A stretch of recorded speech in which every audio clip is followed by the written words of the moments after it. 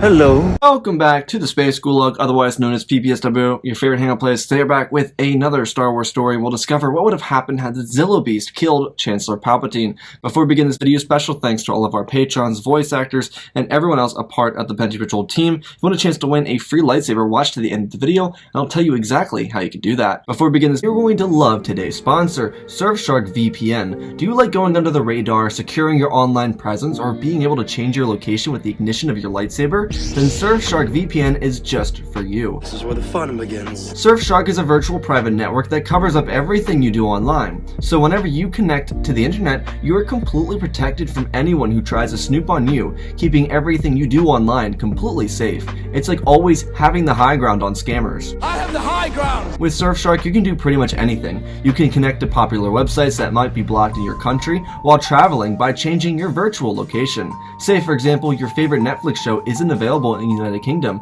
but is available in the United States. Just simply switch your location and watch away. Oh, this is going to be easy. It gets better than that too. Surfshark will protect you from copious amounts of virtual threats. You can join any public Wi-Fi when you're out, and you can keep all your information safe. So you'll always have complete safety while accessing your bank account when out with friends, or even better, the best deals on those Jedi robes you've been shopping for. And if you don't like cookies, and no, I don't mean the delicious pastry, I mean the little bar that pops up on every single website you visit, Surfshark will get rid of them too. Get Surfshark VPN at this link right here and enter the promo code PentePatrol for an 80% discount off and 3 whole extra months for free. This is the best deal you can get anywhere in the galaxy.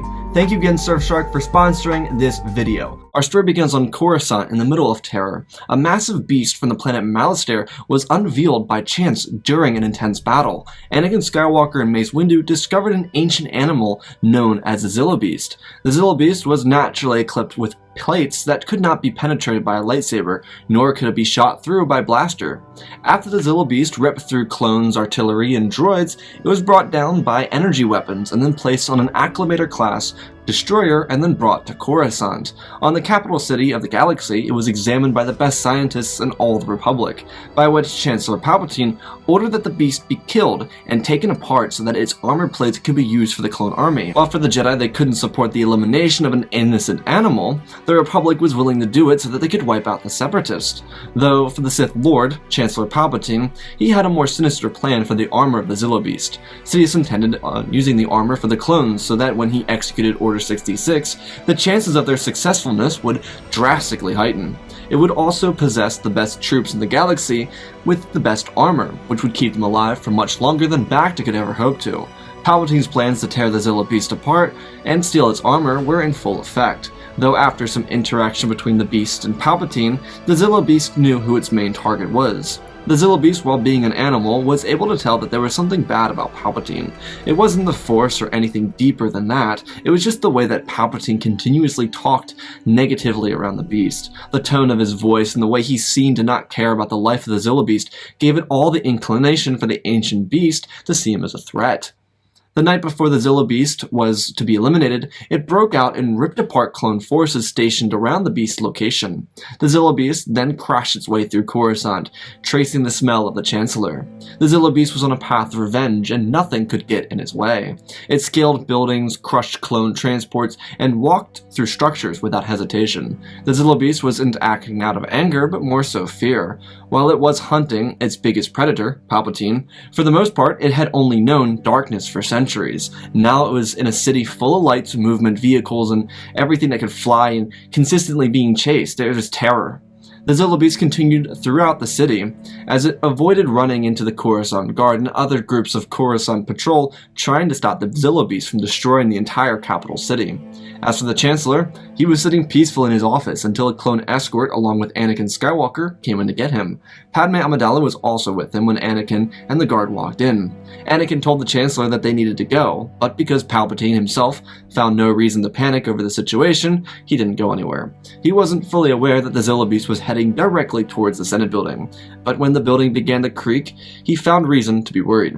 All of a sudden, the office was ripped apart as Padme was thrown from her seat into Anakin as the Zillow Beast wrapped its massive hands around Sidious. The Dark Lord, he knew he couldn't forfeit his plans to this beast, but he had to put on enough of a show so that it didn't look like he was a Dark Lord of the Sith. He needed to just ensure that he survived. Sidious felt the pressure of the beast surround him as he used the Force to preserve himself, keeping the massive hand from crushing him. The Dark Lord on instinct reached for his lightsaber and jabbed down into the hand of the Zillow beast, but the stab didn't affect the massive animal. Sidious's lightsaber flipped out of his hand and fell several hundred meters to the ground.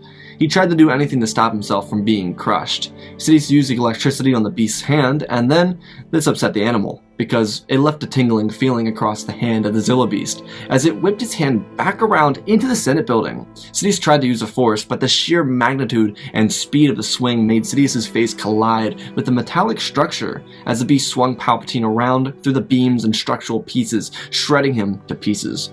Palpatine at this point was barely alive. When he came out of the building, he looked up at the Zillow beast, as if to ask for mercy. But there was one thing that Sidious should never forget. There was no mercy. The Zillow beast carried on as it began to crush the body of Sidious. The Sith Lord couldn't do anything as he tried to hold himself together, but the massive weight tore through his body and crushed every bone in his body, reducing him to literally nothing. The Zillow beast continued to eat his body as it began to flee to a less crowded area of Coruscant. The Zillow beast was still scared, and there were several LAATs chasing after it from the city. The same vehicles that were also the ones that brought him down were still coming up behind it as well. The Jedi were chasing after the Zillow beast, but it was confirmed that the death of Palpatine had happened. There was really nothing they could do to reverse it. Anakin went to the edge of the hole to look for Palpatine, but he was gone, as was the beast. Though there was another issue. The building began to collapse. Anakin told everyone to run for the other side of the room, where the Zillow beast swung its arm. All the support beams were missing. While the building was structurally suitable to handle this much damage, it was a little bit struggling. The creaking and croaking from the building made it extremely obvious and apparent that it was struggling to stay upright, especially on the side of the building that Anakin and his troops were on. The group of them made a great escape to the other side of the building, to where an LAAT was waiting for them, per request of Captain Rex. Padme and Anakin followed the clones into an awaiting gunship, as the clones stationed across the city began to chase down the Zillow beast. It would take several hours and millions of credits worth of destruction until the Zillow beast was taken down. While the operation was aggressive, the result would still keep the Zillow beast alive. It seemed to be walking impenetrable and essentially a fortress. When the Zillow beast was taken down, a Republic ship picked it up and took it back to Malastare. The Republic had a difficult task of filling its role of a fallen leader. While it wasn't apparent that Palpatine was a Sith Lord, there was a crimson lightsaber found around the Senate building. The Jedi didn't know if it had been Palpatine's or not, but upon further investigation, the restoration of the Chancellor's office, the Jedi found Sith artifacts and brought them back to the Jedi Temple to learn more information about them. As for the Senate, they gathered together to discuss the death of the Chancellor, and what would happen to the Republic. It was very concerning. With the war heading into turmoil, it was necessary that the Senate elect a powerful leader to act on the war effort. The Republic's war effort was struggling. The clones weren't winning a lot of battles early on in the war. Though with Anakin Skywalker and Obi-Wan Kenobi, there were surges of victories guiding the Republic morale, though the senators were debating their direction. There were some members that believed that the Republic should focus on the war effort, but with the death of Palpatine, there were those on the neutral ground that were standing and starting to see eye to eye with senators like Amidala, Organa, Mothma. These senators were heading up as an opposition against Palpatine and his militaristic views on the galaxy and the war, and without Palpatine in the room anymore, there was a lot of chance for change. The Senate was divided heavily on this matter. The war hadn't gotten to a point of no return, and the cost of the war was beginning to show. While it was obvious that the Separatists were willing to go the distance to make innocent civilians suffer, the price of war wasn't worth it. After what happened on Ryloth, the fear of it crossing into other worlds was heightened. But with the Separatists, there was always a chance that there could be peace. The galaxy wasn't gone from being saved yet. It still could be saved. The Droid armies were much larger than the armies of the Republic. The Senate continued to debate, proving points for both sides, showing that there were Jedi that were capable of beating the Separatists, showing the results of recent battles, including the success at Malastare. While the counter-argument was extremely strong and vibrant, words on peace brought the hearts of the Senate back to a time before Chancellor Valorum, when the Republic had peace, when the Republic was in the High Times, the High Republic essentially. It had the potential to greatly affect the present. But if the Republic drifted down the path more, without stopping the warpath, then everything they worked so hard for could fall apart. The Senate struggled, and then members from the Trade Federation, banking clans, and separatist-aligned planets began to speak on behalf of the war effort. It was obvious that they were profiting off the war, and so senators like Mothma, Amidala, and Organa fought back. There was always a chance for peace in the galaxy. Padme especially believed in this. She had a friend who served the Separatist Alliance, and then she thought, who better to contact than her? The Senate would continue to debate until they went into recess for a 24-hour period. Padme would bring her closest friends to her office and tell them her plan. She had 24 hours to get to the planet Onderon and try and convince her friend Mina Bontiri to get the Separatists together to begin peace talks with the Republic. Bail told Padme that only a Jedi could travel into enemy territory on a diplomatic mission, so if Padme were to go, she needed a Jedi. Padme thought for a moment. She couldn't go with Anakin, not because of their marriage, but because Anakin was a recognizable face. He was all over billboards across the galaxy, titled as Hero of the Republic. So instead, Padme would have to bring along his Padawan. Anakin was easy to reach, and within 30 minutes, Ahsoka was being brought to Padme's landing dock, and the two of them were off to Onderon. In the meantime, Bail and Mon were thinking about ways of which they could regroup the Republic around peace. The two of them started reaching out to their contacts to try and come up with some ideas for a combative speech against the warmongers inside of the Senate. Their contacts ranged throughout the Senate, and for hours, Bail and Mon would find people that sided with them and those that didn't. This would also lead Bail to getting into contact with a close Jedi friend of his, Obi-Wan Kenobi. Originally, Obi-Wan told Bail that he wanted to help, but he couldn't necessarily speak in front of the Senate as a Jedi. Obi-Wan thought for a moment, and then he told Bail that he had an idea, but it might take a while until he got back into contact with him for that idea. Bail understood, and they ended their call. Eventually, Ahsoka and Padme arrived on Onderon. Their trip to Onderon wasn't supposed to be long, but it was extremely information heavy. Ahsoka was still 14, so very young, and she was with a woman who was much older than her, almost 11 years older than her, and she was older than her master, trying to negotiate for the Republic and the Separatists to end the war. Ahsoka would come to learn that while there is a war, there are two sides to every conflict, and while all she knew was the sound of battle droids, she got to see the people who stood on the other side of the Republic, those who sided with the Separatists. There was one chance to stop this war, and it was through this meeting right here. Without Palpatine in office, the best way to conclude the war was a quick peace talk that could be executed before Count Dooku, the leader of the Separatist government, could do something to sabotage the peace talks. Mina and Padme would talk for hours about this, and they would come to an agreement that they would try and bring the Republic and the Separatists together again.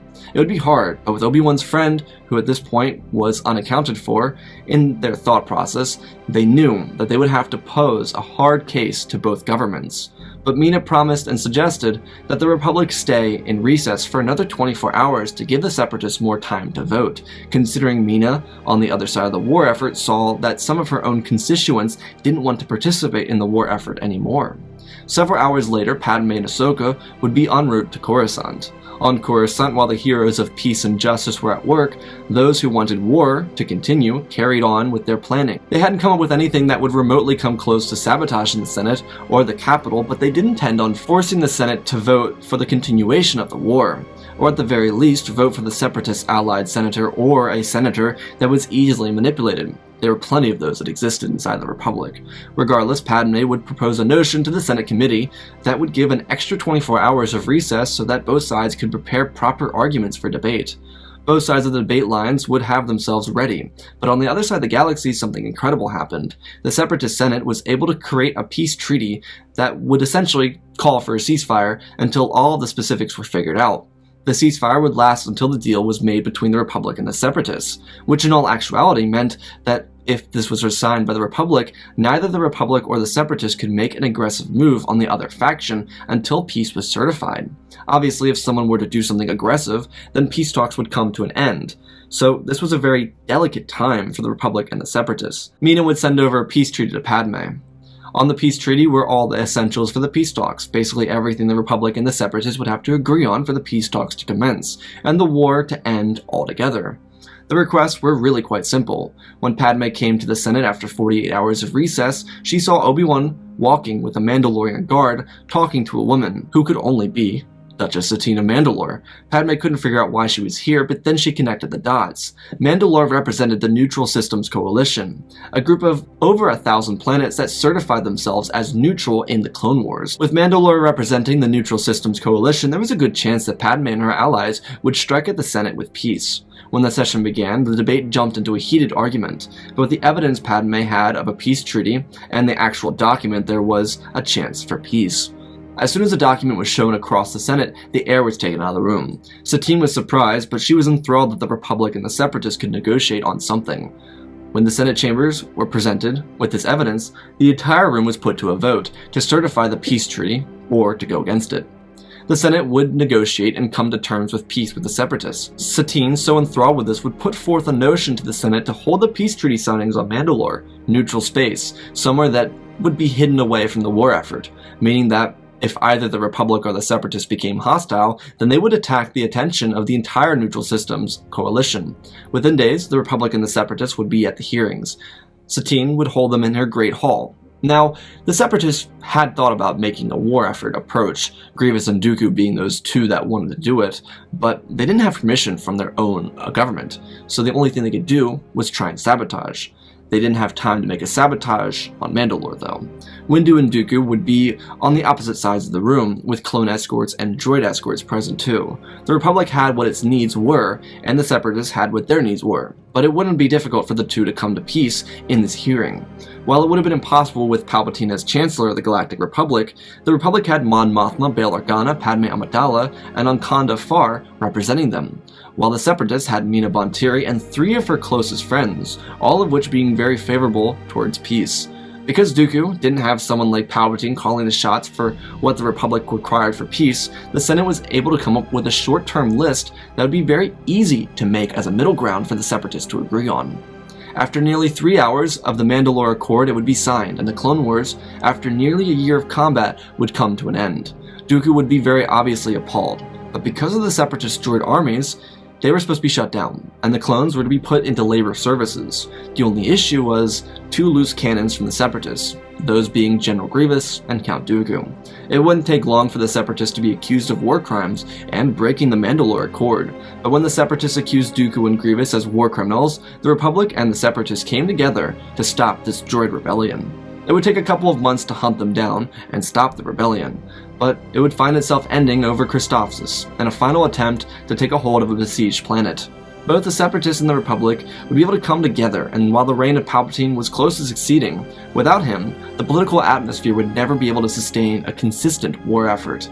While the Zillow Beast saved the galaxy from an empire, the Republic would rise from the short-term conflict and become better because of that conflict.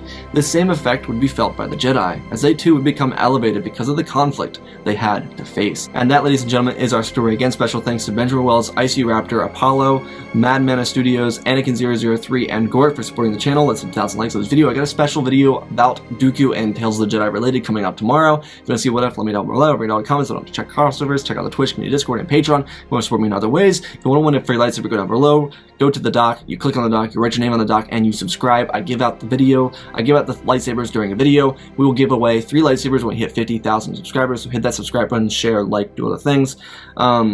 If you see something in the comments that's not me, it's a scam, just block it, report it. I've been doing that. Every time I see it, I block, I report, I do everything I can. YouTube just doesn't protect us the way they should, so I do what I can, but I don't see every comment. So please, if you see that, just block it.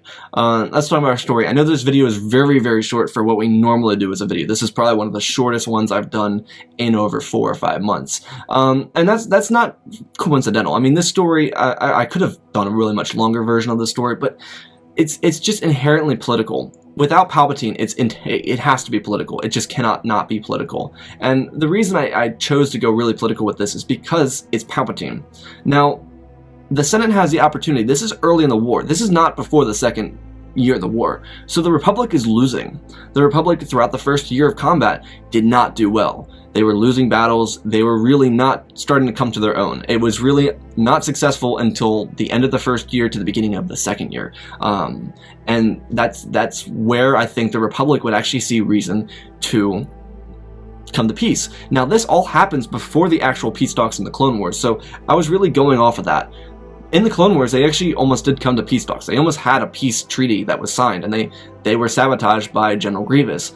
But because that Palpatine is not longer in the story, he's not a part of the story, he doesn't get to act against the best wishes of the people of the galaxy, he doesn't stop that. He can't stop the peace trials from going on. He also can't make the requirements for peace really difficult with Padme, Mon Mothma, Organa. Also, I have to say something really interesting. Amidala, Organa, Mothma, they all end with A. It just bothers me. When I'm reading it from the script, I just look at it and I'm just like, oh my gosh, they all end with A. Anyways, with those 3 people in the Senate, and a lot of people in the neutral area, especially with the clones losing, they're probably going to be more on the side of, well, maybe we should stop this war because it's not looking good for us right now. We should probably stop this before we literally lose everything. So I think with that idea at mind, and in the hearts of the people of the Republic and the senators of the Republic, I think that the chance for peace really becomes more prevalent. I think the idea that they can have peace talks with the Separatists becomes more available. And for the Separatists, it could go one or two ways. They could see the war as needless and say, well, we don't want to do this because they didn't want to do it in the second year of combat, so why would they want to keep it up in the first year of combat? Obviously they were winning, but it was more so a movement that was perpetuated by Palpatine and perpetuated by Dooku. If Palpatine's no longer in the picture, the Separatists see that they could probably negotiate with the Republic because Palpatine's no longer there. They seceded under Palpatine, right? They left the Republic because of Palpatine. Obviously the Republic wasn't great, but Palpatine was the leader for 10 years leading up to them leaving. If he's not in their power anymore, then there's a chance for their voice to be heard within the realm of the Republic. Now, I believe Mon Mothma would probably become Chancellor in this situation, being likely to become Chancellor in this situation, or Padme, or maybe even Bail. But with the Neutral Systems Coalition there, which is led by Satine, I think overall the Republic has a much better chance of coming to peace without Palpatine. I think that's why I went that route, and while it could have been more focused on war and all that stuff, it really is a political soap opera. This is a political soap opera, and there's no way to go around that. Without Palpatine, it has to be political. It just does. His effect, while being a Sith, is entirely political. His entire effect, and that's something you have to understand about Palpatine, is he's a very political figure. And I know we see him as a Sith because of the Jedi and because of the whole he's the Emperor, he's the biggest bad guy ever, and that's what you see him as in the original trilogy, and he becomes that in Revenge of the Sith, where we see him actually be a Sith. His effect on the galaxy is entirely political for like 10 years because he becomes Chancellor, and he just has that effect, and he does that because that's how he starts the Clone Wars, by being political. And I think after 10 years plus the 11th year, which is the 1 year of combat, and him being dead, I think the Separatists see reason to side with the Republic and call on the peace talks. So anyways, I hope you all enjoyed this video. I know it was rather short, but I got a much longer video out for you guys tomorrow. Stay tuned. I love you all. Spread the love, and always remember, my friends, may the Force be with you.